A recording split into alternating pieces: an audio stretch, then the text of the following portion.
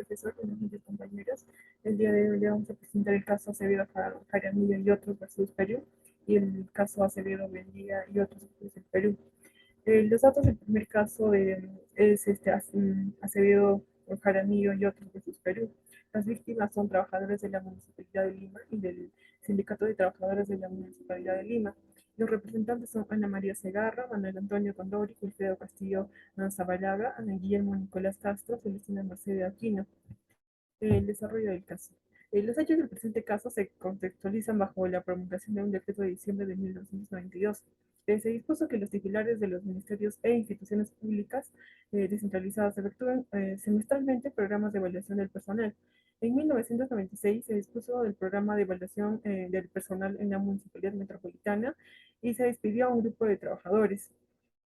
En el procedimiento ante la Comisión Interamericana de los Derechos Humanos, la fecha de presentación de las peticiones fue el 13 de enero de 1999.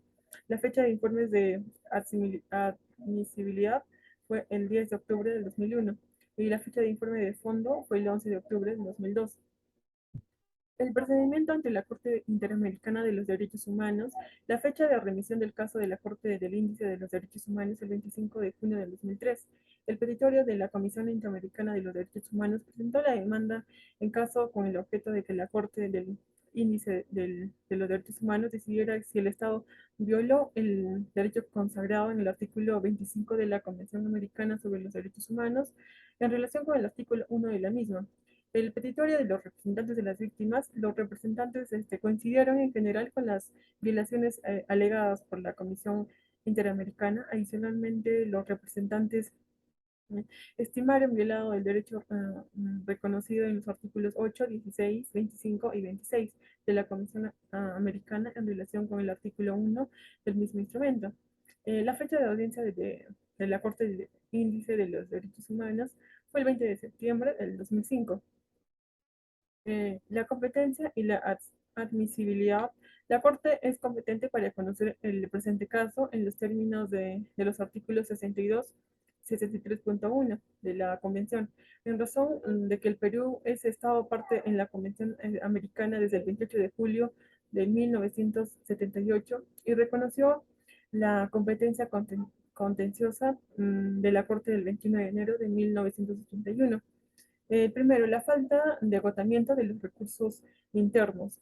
En su escrito, la contestación de la demanda y observaciones al escrito de solicitudes y argumentos, el Perú alegó a la Corte la falta de agotamiento de los recursos respecto al extremo de la acción referido al caso de la empresa de los servicios municipales de limpieza de Lima.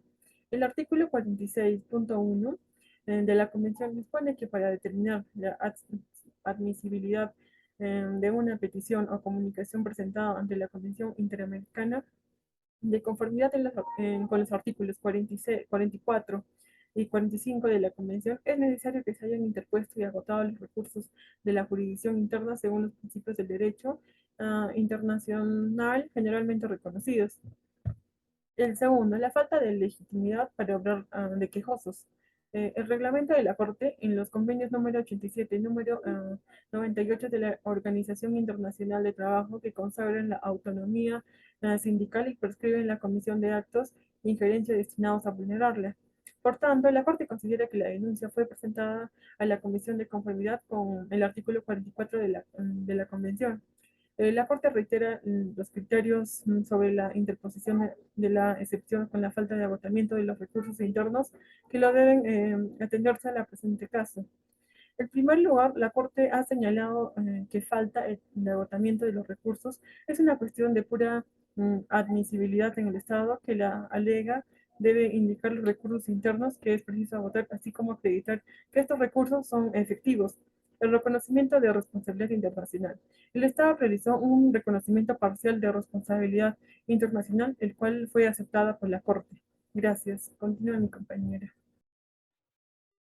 Bueno, prosiguiendo con la exposición, voy a dar el análisis de fondo del caso, donde se vio la violación de los artículos 25 y 8 en relación con los artículos 1.1 y 2 de la misma.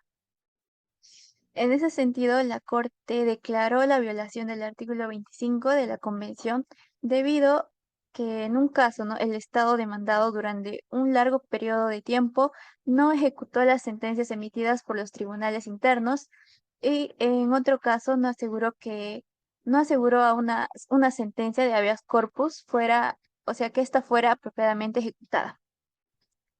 Y el tribunal no entrará a analizar la presunta violación del artículo 8.1 debido a las sentencias de amparo sobre las ceses o despidos ya declararon que se habían configurado violaciones al debido proceso. Para el artículo 26 de la Convención Americana, en relación a los artículos 1.1 y 2 de la misma. La Corte no analizará la alegada violación del artículo 26, ya que se refirió a las graves consecuencias que tuvo el incumplimiento de las sentencias en el marco de los derechos laborales y amparo de aquellas.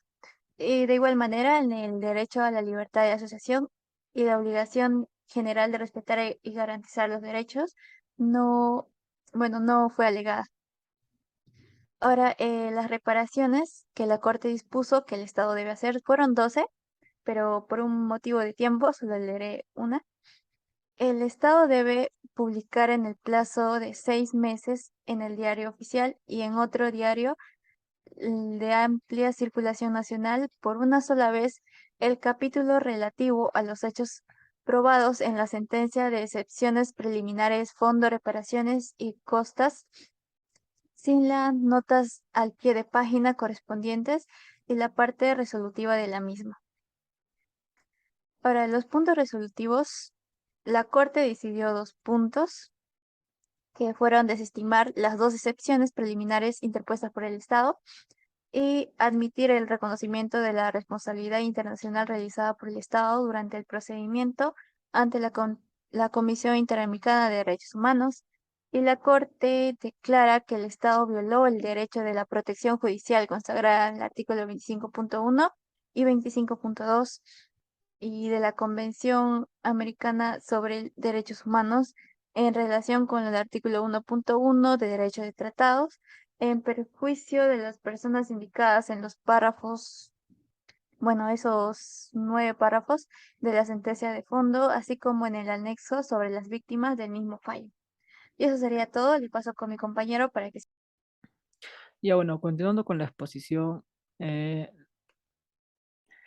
la sección C, actuaciones posteriores a la sentencia, ¿no? En la interpretación de la sentencia de excepciones preliminares, fondos, reparaciones y costas, ¿no?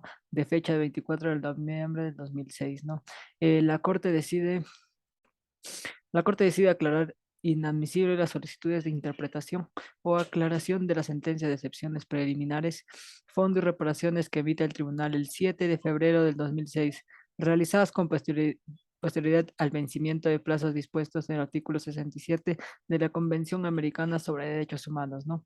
También la Corte declara de conformidad con lo señalado en los considerandos 6 a 11 de la presente resolución. A Corte supervisará el cumplimiento del acuerdo alcanzado por el Estado y los representantes a través del procedimiento de supervisión y cumplimiento, ¿no?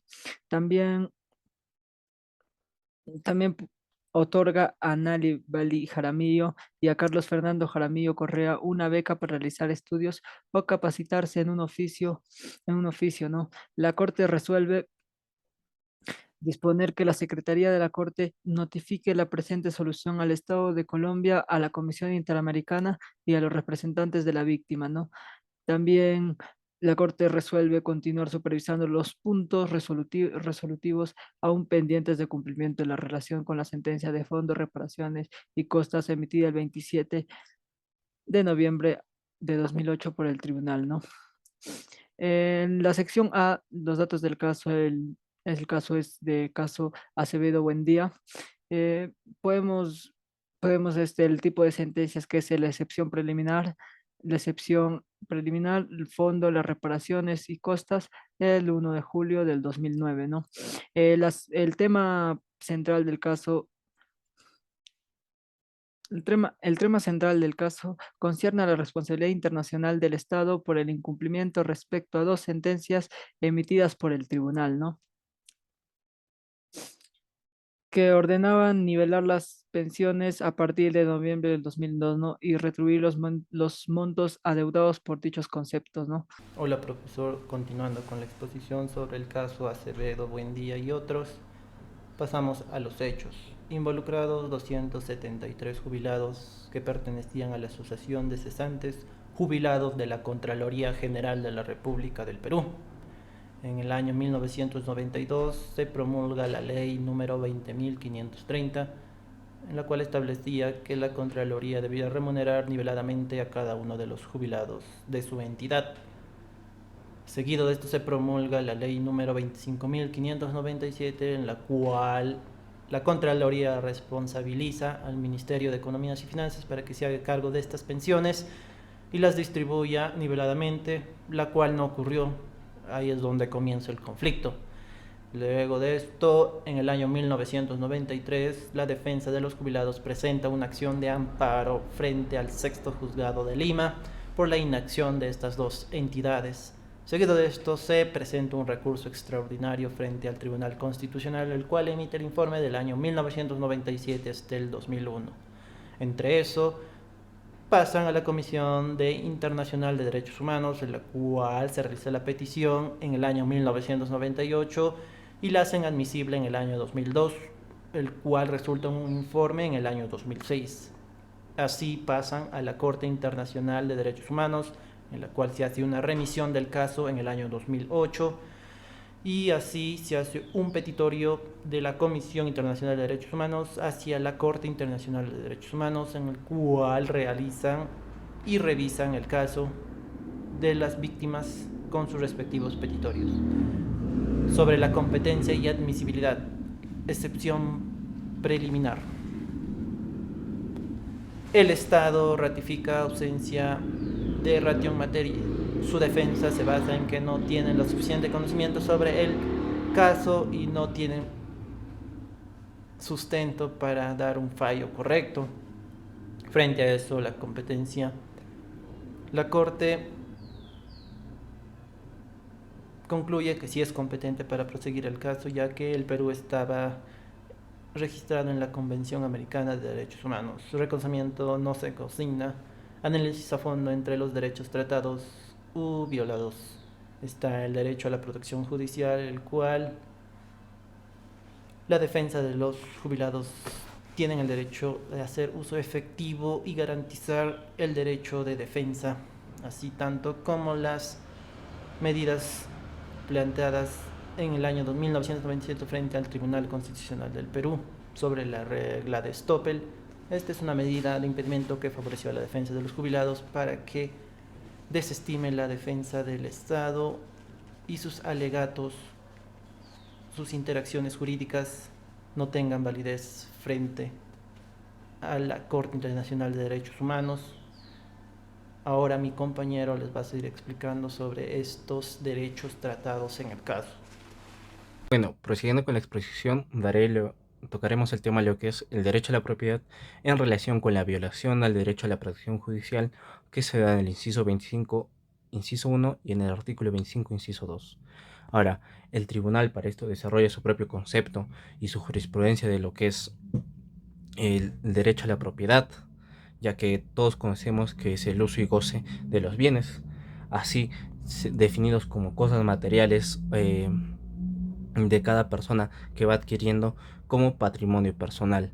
Ahora, asimismo, la Corte también, mediante el artículo 21 convencional de los derechos adquiridos, entendidos como derechos que se han incorporado al patrimonio de una persona, resulta necesario reiterar que el derecho a la propiedad no es en absoluto, y en este sentido no puede ser objeto de restricciones ni tampoco limitaciones, siempre en cuando éstas se realicen por la vía legal, adecuada, de conformidad con los parámetros establecidos en el artículo 21. Ahora, desarrollando más esto, daremos con el artículo 26, donde se da el desarrollo progresivo de los derechos económicos, sociales y culturales de la Convención Americana. Ahora, el tribunal para esto ha observado dos argumentos que se enfocan primordialmente en lo siguiente, que es la falta de totalidad de los pagos de vengados desde abril de 1993 y octubre del 2002, y el incumplimiento de las sentencias judiciales que ordenaron en el dicho reintegro. Ahora, el otro punto también es la adopción y aplicación de los decretos del decreto ley número 25.527 y el decreto supremo 036-93-EF. Para esto desarrollaremos más lo que es la adopción y aplicación de estos decretos.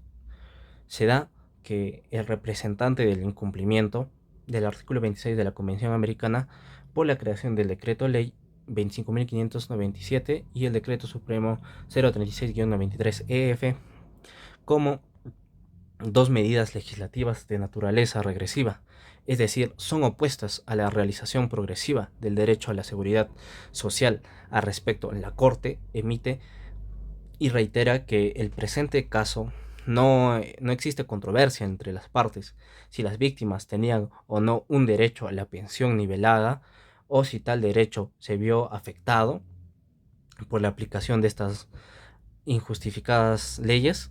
El decreto, en ese sentido, al no ser materia de la presente controversia, en este tribunal no se pronunciará sobre el opuesto incumplimiento de los exigidos en el artículo 26, ni tampoco de la Convención Americana como consecuencia de la emisión de dos dichas normas.